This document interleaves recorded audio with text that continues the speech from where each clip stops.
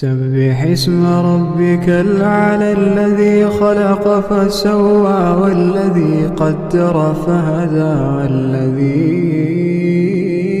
أخرج المرعى فجعله غثاء نحوا سنقرئك فلا تنسى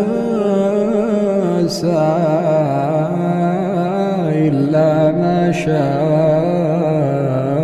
الله